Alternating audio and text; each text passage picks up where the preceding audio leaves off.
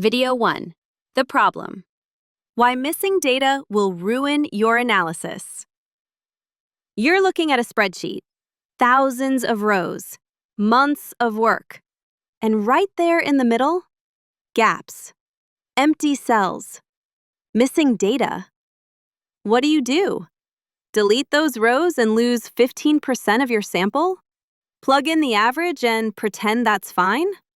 Or panic? Here's the thing. How you handle missing data can be the difference between a valid analysis and a completely wrong conclusion. And most people get it wrong.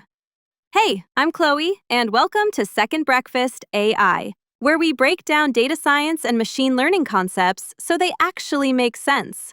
Today we're kicking off a complete series on predictive mean matching, one of the most practical, elegant, and underrated techniques for handling missing data. By the end of this series, you'll understand it completely: the intuition, the math, the implementation, and all the edge cases that trip people up. If that sounds useful, hit subscribe so you don't miss the rest of the series. Let's dive in. Why does missing data matter in the first place? Imagine you've surveyed 1,000 people about their income, education, and job satisfaction. Standard stuff.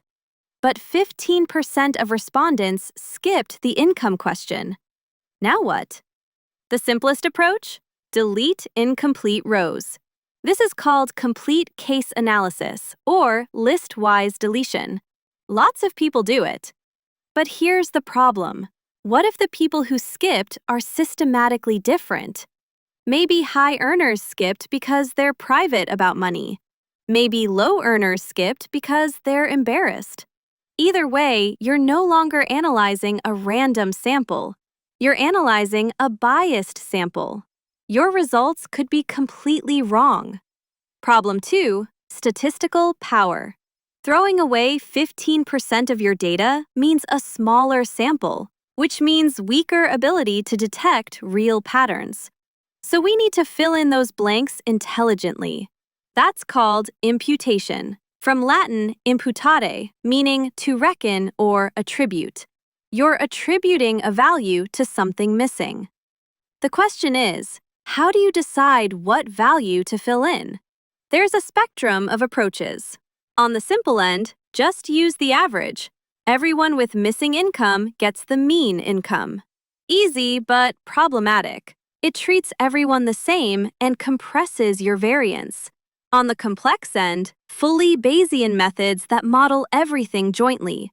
Powerful, but computationally heavy and harder to explain. Predictive mean matching sits in a sweet spot. It's smart enough to use the relationships in your data, but simple enough to explain to a stakeholder.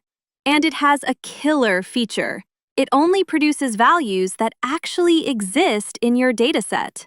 That last point is huge. If your model predicts someone earns $67,832.47, that's weird. Nobody earns exactly that. PMM sidesteps this entirely by borrowing real values from similar cases. So that's the problem. Missing data creates bias and kills statistical power.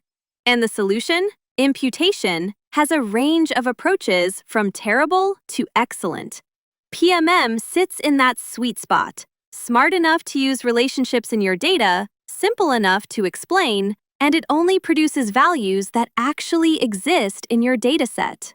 In the next video, we'll build the intuition for how PMM actually works. And I promise, it's more elegant than you'd expect. If you found this helpful, smash that like button, subscribe to Second Breakfast AI, and I'll see you in the next one.